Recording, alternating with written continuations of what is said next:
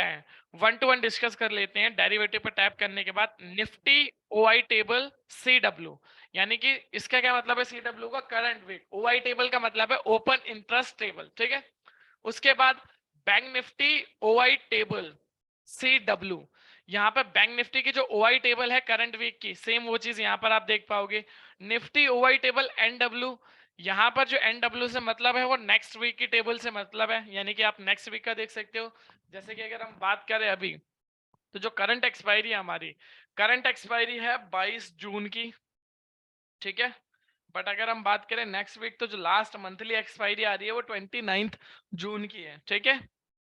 Voice not clear, एक बार reconfirm कर रहा हूँ अगेन, सभी को वॉइस आ रही है? अगर आ रही है तो एक बार अगेन हैंड रेज कर दीजिए या Q&A बॉक्स में लिख दीजिए। अजय जी आपको बोल रहे हैं वॉइस नहीं आ रही है।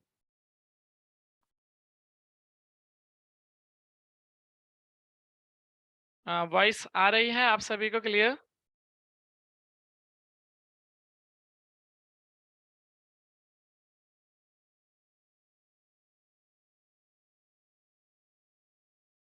यस, ठीक, thank you Ajay. So basically यहाँ पर आपने देखा, ठीक है, हम बात करें तो निफ्टी ओआई टेबल की बात करी हमने, बैंक निफ्टी ओआई टेबल की बात करी, देन हम फिन निफ्टी ओआई टेबल पर आए, and the last one fin nifty OI table CW। तीनों इंडेक्स यहाँ पर आ गए आपके पास। उसके अलावा ओआई चार्ट्स हैं करंट वीक के और मंथली टेबल है, ठीक है, सेम मंथली कॉन्ट्रैक्ट्स के लिए ओआई चार्ट्स सपोर्ट रेसिस्टेंस के लिए दिए हुए हैं, बट हम ओआई टेबल में ही सपोर्ट और रेसिस्टेंस को फाइंड कर लेंगे, तो इतनी ज्यादा हमें उसकी नीड पड़ेगी नहीं, ठीक है, क्लियर। सो स्टार्ट करते हैं फटाफट से। निफ्टी ओआई टेबल CW पर टैप करेंगे और टैप करने के बाद कुछ इस तरीके से आपके पास डिटेल ओपन होकर आती है। अब ये डिटेल क्या है, 1 to 1 इस पर डिस्कशन करेंगे। सबसे पहले जो डेटा यहाँ पर आप देख रहे हैं, ठीक है, 1 to 1 बात करेंगे। यहाँ पर करंट वीक की जो एक्सपायरी है 22 जून 2023, वो यहाँ पर मेंशन हो गया। एंड उसके अलावा use data after 10:30 AM। It means अगर आप इस सॉफ्टवेयर को यूज कर रहे हैं तो एटलीस्ट 10:30 का वेट करें। 10:30 का वेट क्यों करना होता है, क्योंकि मोर क्लैरिफिकेशन के लिए करना होता है, ठीक है।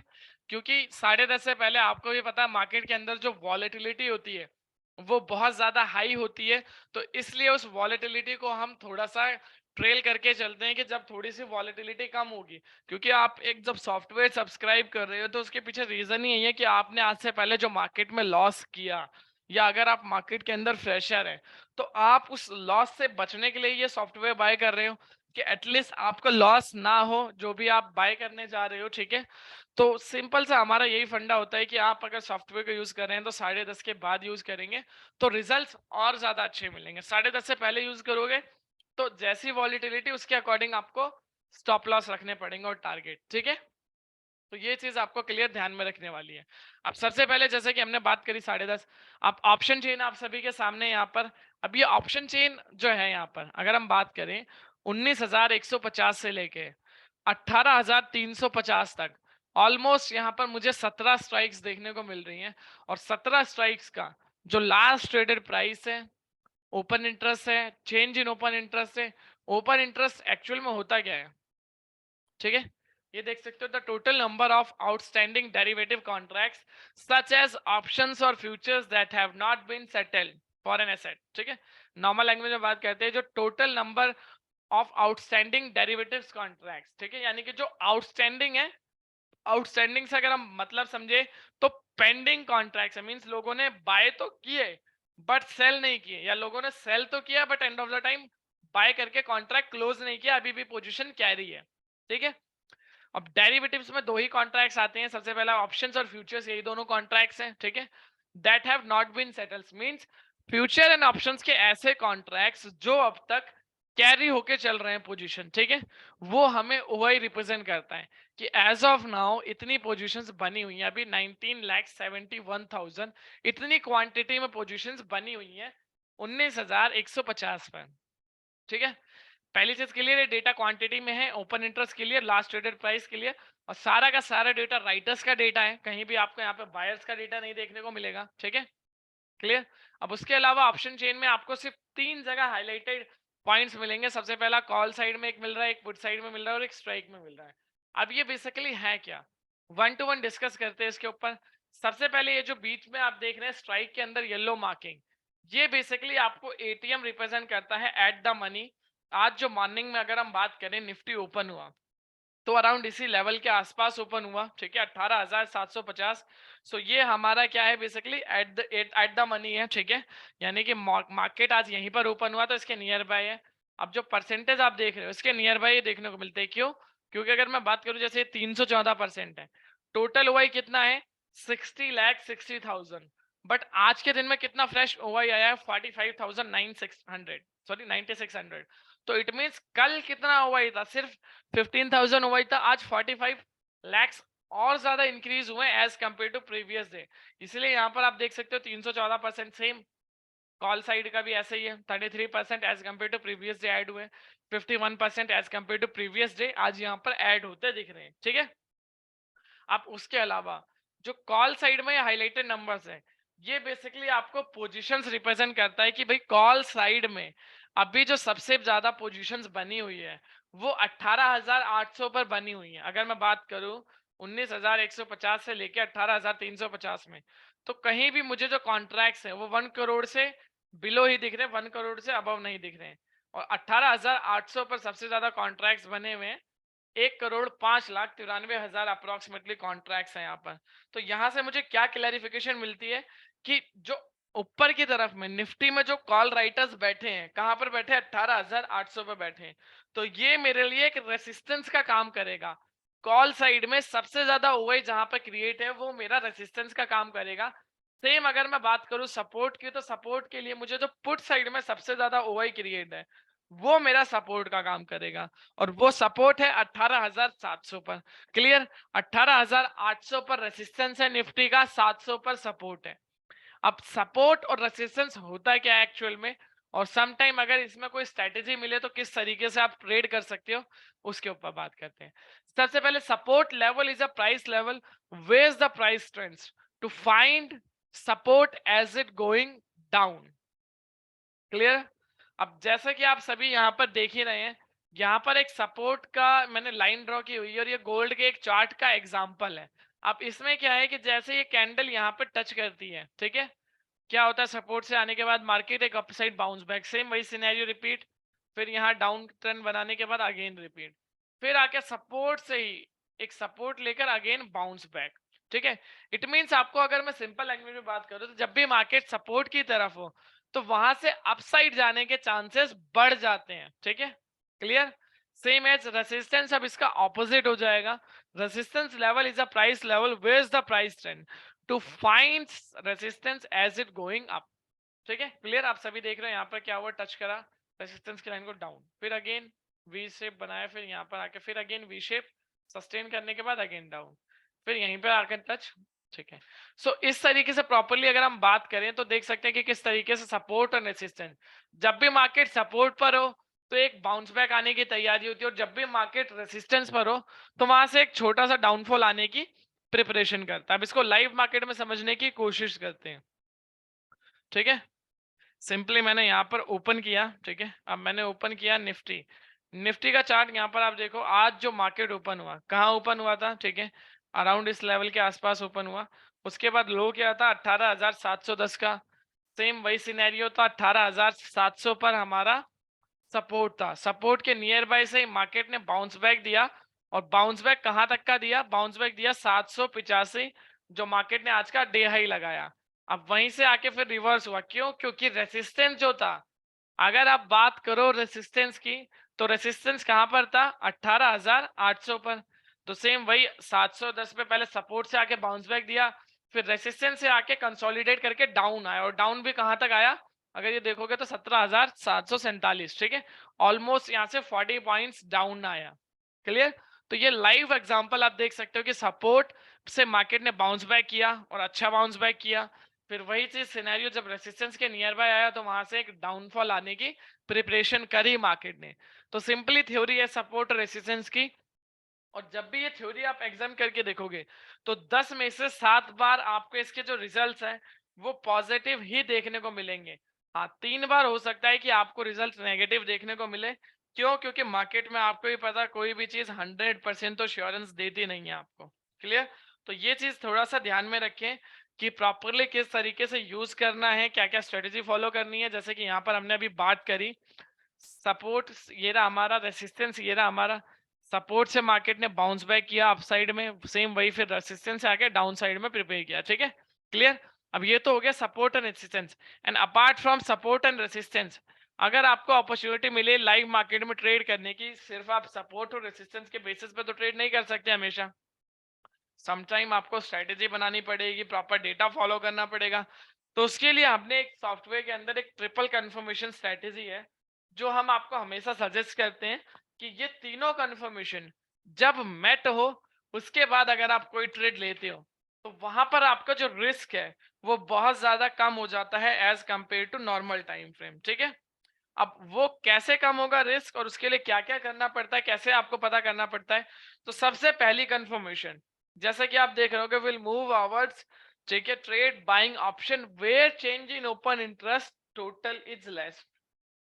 सबसे पहली कंफर्मेशन मिलेगी, चेंज इन ओपन इंटरेस्ट का जो टोटल है जिस भी तरफ कम रहेगा उस डायरेक्शन में हमें जाना है।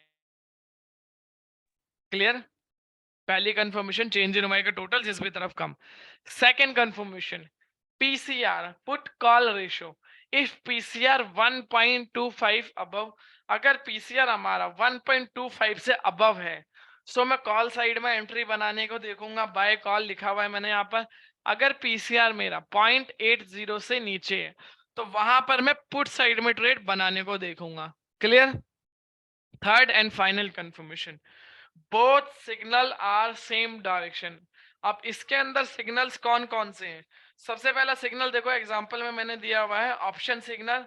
सेकंड वन यहाँ पर दिया हुआ है वी वैप सिग्नल। अब इन दोनों सिग्नल्स का यूज क्या है? ऑप्शन सिग्नल हमें ऑप्शंस की एक्टिविटी रिप्रेजेंट करता है कि ऑप्शंस में लोग क्या करके चल रहे हैं, ऑप्शंस में लोग बाय करके चल रहे हैं या ऑप्शंस में लोग सेल करके चल रहे हैं। सेम एज वीवैप हमें फ्यूचर्स का डेटा रिप्रेजेंट करता है कि फ्यूचर्स में लोग क्या कर रहे हैं, फ्यूचर्स में लोगों की एक्टिविटीज कैसी हैं, बाइंग साइड जा रहे हैं या सेलिंग साइड जा रहे हैं। ठीक है, तो जब दोनों दोनों सिग्नल्स हमारे सेम डायरेक्शन में हो तो उसके बाद ही हमें हमारी ट्रिपल कंफर्मेशन मिलेगी। और जब भी आपको आपकी ट्रिपल कंफर्मेशन मिले तो उसके बाद सिंपली आपको क्या करना है, यहाँ पर जब भी आपके कंफर्मेशन मिले, जब आप गो थ्रू करेंगे ट्रेड के लिए, अब लाइव डेटा को देखते हैं कि किस तरीके से वो ट्रिपल कंफर्मेशन मिल रही है और कैसे फिर उसको मैं फॉलो कर सकता हूँ। सबसे पहले उसके लिए मुझे इंट्राडे डेटा में आना पड़ेगा। अब जैसे ही मैं स्क्रॉल करके थोड़ा नीचे आता हूँ, सबसे पहले चेंज इन ओवाई आप देख रहे होंगे, यहाँ पे आपको ऊपर देखने को मिल रहा है चेंज इन ओवाई का टोटल। ठीक है, सेम यही जो टोटल यहाँ पर आप देख रहे हैं कॉल का या पुट का, ये टोटल यहाँ पर ऑलरेडी मेंशन है। चेंज इन ओवाई कॉल साइड का है, ये चेंज इन ओवाई पुट साइड का है। ठीक है, क्लियर। अब इसमें क्या है, सबसे पहली चीज जैसे कि हमने चेंज इन वाई देख लिया, अब इंट्राडे डेटा में हमारी तीनों कंफर्मेशंस मिलेंगी। सबसे पहली कंफर्मेशन, अब टाइम फ्रेम है हमारे पास 2, 5 मिनट और 15 मिनट।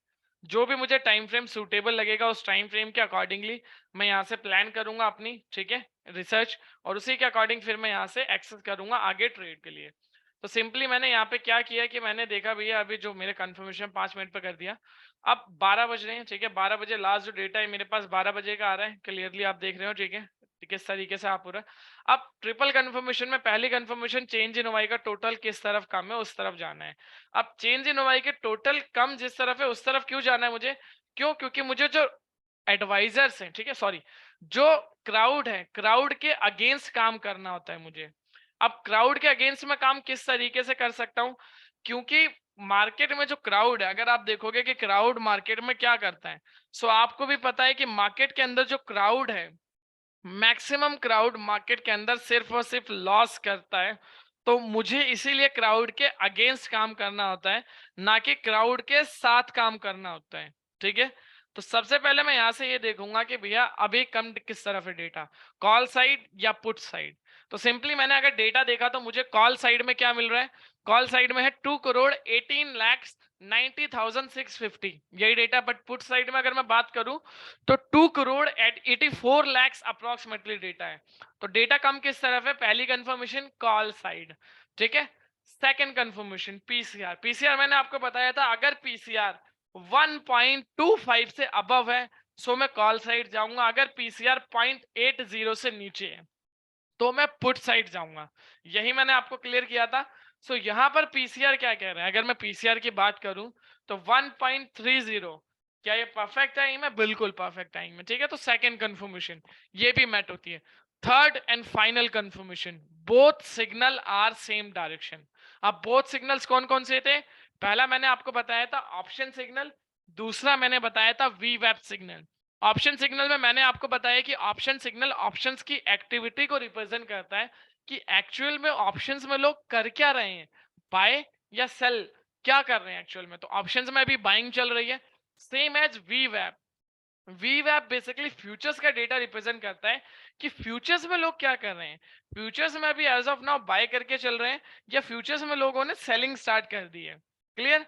तो यहां से मुझे क्या मिलेगा कंफर्मेशन कि मुझे जो मेरी जो डायरेक्शन रखनी है, मेरी डायरेक्शन, ठीक है, दोनों सिग्नल सेम डायरेक्शन में होंगे, उसके बाद ही मुझे वो क्लैरिफाई करनी है। तो बोथ सिग्नल अभी सेम डायरेक्शन में है, ठीक है, बिल्कुल है। तो यहाँ पर जब मेरी तीनों कंफर्मेशन मैट होती है, उसके बाद मुझे क्या करना होता है? ये तो हो गई कंफर्मेशन मैट। अब मुझे पता चल गया कि मुझे कॉल ऑप्शन बाय करना है। बट कॉल ऑप्शन बाय करना है तो क्या मेरा स्ट्राइक रहेगा, क्या मेरा स्टॉप लॉस रहेगा और क्या मेरा टारगेट रहेगा, मेन टॉपिक ये रहता है, ठीक है। तो उसके लिए यहाँ पर आप प्राइस और वीवैप जो देख रहे हैं, ये बेसिकली फ्यूचर का प्राइस है, निफ्टी फ्यूचर्स। अगर हम बात करें, यहाँ पर अभी लास्ट 12 बजे का डेटा है, 18,839 था। अब मैं इसको देखो, यहाँ पर करंट क्या है, 18,771, ठीक है, क्लियर। तो यहाँ से मुझे क्या पता चलता है कि भैया ये जो स्पॉट प्राइस ये है हमारा, और ये निफ्टी फ्यूचर्स है, और इसी निफ्टी फ्यूचर्स के ऊपर ही एक इंडिकेटर आता है वीवैप का, जो यहाँ पर मेंशन है। जैसे कि लाइव देख लेते हैं ट्रेडिंग व्यू के थ्रू। यहाँ पर आपने देखा क्लियरली कि जो अभी 18,769 चल रहा है, बट अगर मैं इसको यहाँ पर जाके फ्यूचर्स का जैसे ओपन करता हूँ तो एक्चुअल में ये डेटा आ रहा है, ठीक है। अब इसमें क्या करना है, मैं इंडिकेटर्स पे गया, यहाँ पे मैंने सर्च किया वीवैप, आ गया वॉल्यूम वेटेड एवरेज प्राइस। ये मैंने यहाँ लगा भी दिया। अब इसको थोड़ा सा हाईलाइट कर देंगे जिससे कि आप पता चल पाए वीवैप, ठीक है। ये ब्लू लाइन जो देख रहे हैं वीवैप, ये बेसिकली हमें एक सेकंड वन कंफर्मेशन इस तरीके से देता है कि वॉलेटिलिटी का पता चल जाता है हमें यहाँ से। अब प्राइस और वीवैप जितना नियर बाय होंगे उतनी अच्छी आपकी जो एंट्री रहेगी। अब प्राइस और वीवैप में जितना ज्यादा गैप रहेगा, आपकी जो एंट्री है उतनी ज्यादा रिस्की होती जाएगी। तो ये चीज भी थोड़ी सी ध्यान में रखने वाली होती है कि प्राइस और वीवैप का गैप देखकर चलना है। अब गैप जितना कम उतनी अच्छी एंट्री, ठीक है। अब गैप जितना ज्यादा उतना रिस्क मार्केट के अंदर। अब सिंपली मैंने यहाँ पर क्या देखा कि मैंने देखा प्राइस और वीवैप में गैप कितना है, सिर्फ और सिर्फ 13 पॉइंट्स का गैप है। परफेक्ट गैप है एक फ्रेश एंट्री के लिए। तो मैं यहाँ पे क्या करूंगा, सिंपली मैं सबसे पहले देखूंगा जो इसके नियर बाय वाला स्ट्राइक है। अभी गैप कम है तो मैंने यहाँ पर देखा, बट अगर गैप ज्यादा होता तो मुझे क्या क्या चीजें देखनी है। तो अब बात कर लेते हैं गैप की कि कितना कितना गैप आप इस पर देख सकते हो। तो अगर गैप की हम बात करें तो मिनिमम जो गैप है, ठीक है, वीवैप के जितना नियर बाय होगा अच्छी बात है, बट अगर वीवैप के नियर बाय नहीं मिलता है इन केस ऑफ एक्सेप्शनली, तो उस टाइम पे क्या करना है आपको, सिंपली ये करना है कि गैप जो है 20 से 40 पॉइंट फ्रेश एंट्री के लिए देखना है कि 20 से 40 पॉइंट इनफ गैप है एक फ्रेश एंट्री के लिए। और लास्ट टू लास्ट अगर आप गैप बियर भी करें, अगेन रिपीट कर रहा हूं, लास्ट टू लास्ट 70 से 80 पॉइंट का गैप अगर वीवैप और प्राइस में होता है तो आप ट्रेड करें। अगर 70 से 80 पॉइंट से ज्यादा आपको गैप दिखने को मिलता है और आप रिस्क नहीं ले सकते हैं, यानी कि रिस्क टेकर नहीं है, तो अवॉइड कर दें। क्यों अवॉइड कर दें? क्योंकि जो उस टाइम पर रिस्क है वो बहुत ज्यादा बढ़ जाता है। तो रिस्क को अवॉइड करने के लिए आपने एक थर्ड पार्टी सॉफ्टवेयर बाय कर रहे हो, तो वो रिस्क अवॉइड करके चलना है हमें, ठीक है। तो सिंपली 13 पॉइंट का गैप था, हमने ये डेटा देख रहे थे, ठीक है, 12 बजे का। तो 13 पॉइंट का गैप था दोनों में। तो यहाँ पे क्या करना है कि नॉर्मली इसके सबसे नियर बाय जो स्ट्राइक है वो बाय करना है एज पर द सेंटिमेंट्स। तो सेंटिमेंट्स क्या कह रहे हैं? सेंटिमेंट्स कह रहे हैं 18,839 के सामने जो भी कॉल ऑप्शन है, इसके पास सबसे नियर बाय कौन सा कॉल ऑप्शन है? 18,000 है या 18,850 है? फॉर एन एग्जाम्पल, मैं अगर एटीएम के पास आता हूँ in the at the money के नियर बाय, तो मैं वो बाय करूंगा तो मुझे ज्यादा अच्छे रिजल्ट्स मिलेंगे ना एज कम्पेयर टू ओटीएम पर अगर मैं जाऊंगा। जैसे जैसे, ठीक है, जैसे जैसे ऊपर जाऊंगा प्रीमियम कम पे करना पड़ेगा, बट रिटर्न्स भी उसके अकॉर्डिंगली मुझे कम मिलेंगे। तो इसलिए ज्यादातर अपनी जो बाइंग और सेलिंग एरिया रखना है आपको, इसके नियर बाय रखना है। जो परसेंटेज आप देख रहे हैं इसके नियर बाय जितना आप अपना बाइंग और सेलिंग एरिया रखेंगे उतना ज्यादा अच्छा रहेगा, और उतना ज्यादा फिर आप एक लॉन्ग टर्म प्रोस्पेक्टिव से बने रहेंगे मार्केट के अंदर। क्लियर? ठीक है। सो यहाँ से मुझे क्या कंफर्म हुआ कि भैया प्रॉपरली अभी मैंने देख लिया अब ये तो हो गया, मेरा स्ट्राइक मिल गया मुझे यहाँ से 18,800 का, ठीक है। 850 भी ले सकते हो वैसे, क्योंकि नियर बाय 850 ही है इसके, ठीक है। अब उसके बाद क्या करना है, जैसे कि यहाँ पर मैंने देख लिया कि भैया इसके नियर बाय स्ट्राइक है। अब गैप था 13 पॉइंट का, मैंने आपको बताया 20 से 30 पॉइंट 40 पॉइंट फ्रेश एंट्री के लिए इनफ गैप है। तो 13 पॉइंट का गैप है, 20 पॉइंट में और इसके अंदर लेस करूंगा। क्यों लेस करूंगा? क्योंकि मैं एक कॉल ऑप्शन बाय कर रहा हूँ, और वीवैप मुझे क्या सजेस्ट करता है, एक तरीके से स्टॉप लॉस यहाँ पे मेरा काम करेगा स्टॉप लॉस का। तो 20 पॉइंट नीचे और मैं इसमें लेस करूंगा, क्योंकि मेरा स्टॉप लॉस नीचे ही रहेगा। तो ये हो जाएगा मेरा 18,806, ठीक है। ये हो गया मेरा स्टॉप लॉस। टोटली मैंने कितने पॉइंट्स का गैप लिया यहाँ से अगर मैं बात करूं, तो मैंने 33 पॉइंट्स का एसएल लिया। क्लियर? किस तरीके से मैंने पहले गैप देखा, 13 पॉइंट का गैप था, 20 पॉइंट और लेस कर दिया, क्योंकि 20 से 40 पॉइंट का मैं गैप बियर कर सकता हूँ एक फ्रेश एंट्री के लिए, जहां पर रिस्क कम हो एज कंपेयर टू अनदर किसी भी चीज से रिलेटेड, ठीक है। तो जब मैंने यहाँ पर देखा कि अभी एक्चुअल में ये बन रहा है, ठीक है, तो उसके बाद मैंने क्या किया, कॉल ऑप्शन लिया, ठीक है। किसका लिया? 18,800 का लिया। उसके बाद मैंने स्टॉप लॉस लगाया 18,806, 33 पॉइंट्स ऊपर, सॉरी नीचे। अब उसके अकॉर्डिंग 33 पॉइंट्स ऊपर मेरा पहला टारगेट होगा, या 66 पॉइंट का 1:2 का मैं टारगेट रख सकता हूं, but as per my risk और रिवॉर्ड उसके अकॉर्डिंगली प्रॉपरली मुझे ये फॉलो करके चलना पड़ेगा, ठीक है। तो ये चीज मुझे थोड़ी सी ध्यान में रखने वाली होगी कि प्रॉपरली जो कंफर्मेशन है मुझे किस तरीके से फॉलो करना है डेटा को, और किस तरीके से। तो 33 पॉइंट का एसएल, तो 1:1 की रेशियो के अकॉर्डिंग 33 पॉइंट्स का टारगेट, या उससे अबव भी मैं जा सकता हूँ 50 पॉइंट का 66 पॉइंट जो एक्चुअल में है, ठीक है, उसके अकॉर्डिंग रख सकता हूँ। अब इससे रिलेटेड अगर किसी का कोई डाउट, कि किसी को कुछ समझ में नहीं आया हो कि किस तरीके से हमने यहाँ पर इंडेक्स चूज किया, फिर उसके बाद किस तरीके से उसके अंदर हमने बाइंग प्रेफर करा, अगर किसी का कोई डाउट तो वो पूछ सकता है। अभी पॉज लेते हैं 2 मिनट का, कि हमने स्ट्राइक किस तरीके से लिया, फिर उसके अलावा स्ट्राइक के अलावा किस तरीके से हमने स्टॉप लॉस लिया, टारगेट लिया।